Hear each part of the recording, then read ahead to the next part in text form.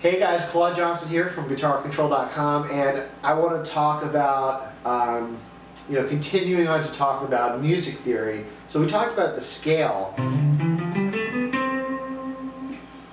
Now, what I want to show you next is that you can build chords from the scale in a key. So let's stick with the key of C, which we said has no sharps, no flats, okay? So here's what you do. Start on the first note of the scale, which is a C, and then you're going to stack notes. We're going to stack 3 notes together to form a chord.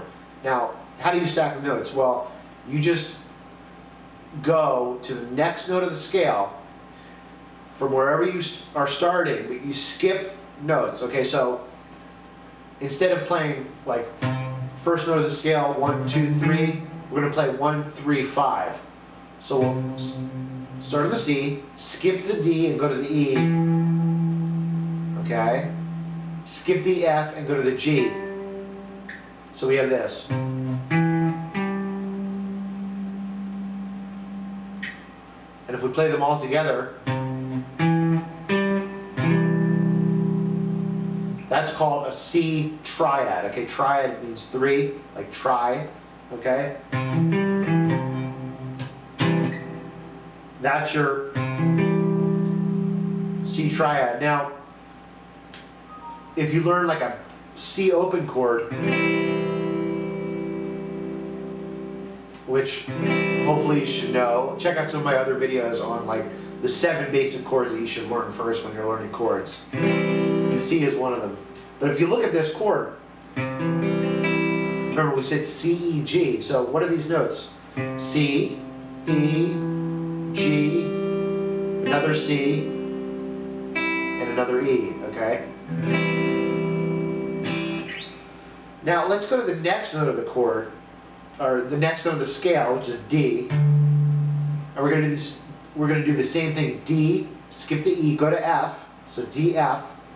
Okay, skip the G, go to A, so you have D, F, A.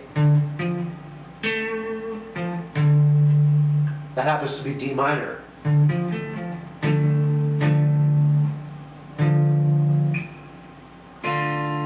There's your D minor open chord.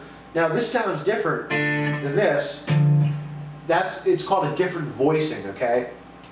So in this one you have your D, your A, another D, and an F. So notice in this particular voicing that you have your D, which is called the root of your chord. So the lowest note of your chord is the root, okay? And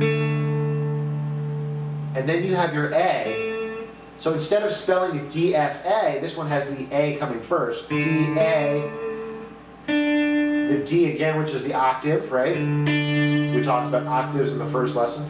And then your F, which is the third.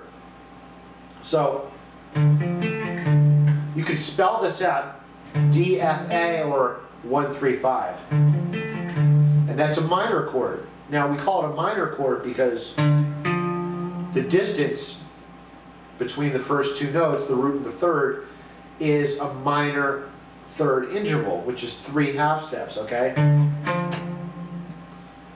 So just like we were counting out the scale, remember I said whole step, half step, whole step, whole step, whole step, half step. Okay, if you go 1 interval bigger than a whole step, which would be 3 notes, that's called a minor third. And you're going to find that at the start of any minor chord, okay? Let's go 1 more, 4 frets, okay, that's a major third. So going back to our C chord, okay, so this would be a half step, okay, this would be a whole step, this would be a minor third, and this would be a major third. So that's another great thing you can do with ear training is just listen to the different intervals, okay? And try singing them, okay? La, la, la, la, la, la, la, la, la. Okay?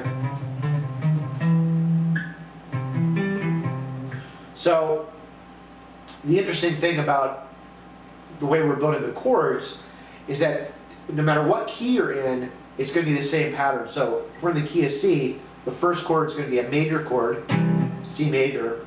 The next chord is going to be a minor chord, D minor. Now let's just go to a different key, key of A.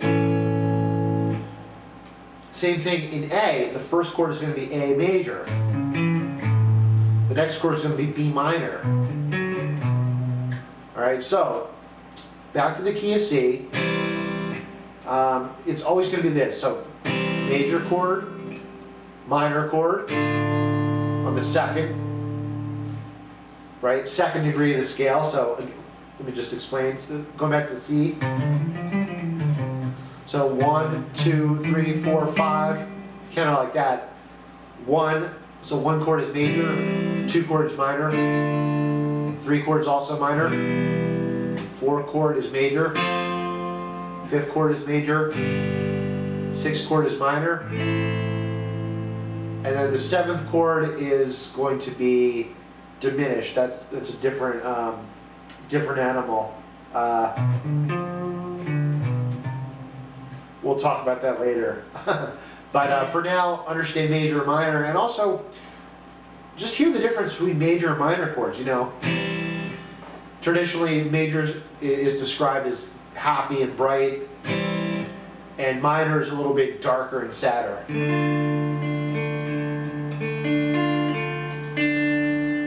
Although it doesn't really sound that sad to me, but it just has a different quality. So it's another big part of ear training is listening to the difference between major and minor. Now when we get into stacking 4-note chords, there'll also be what's called dominant chords, like for example G7. And that has a different sound, kind of like a bluesy sound, okay? So, alright, I guess we'll pick this up in another video. I think someone's beeping me on the computer, but again, if you'd like to get some DVDs that explain this deeper and how it applies to learning your favorite songs, just check out guitarcontrol.com/beginner. I go into things deeper than I have time for these little YouTube videos. So hope you check that out, guitarcontrol.com/beginner.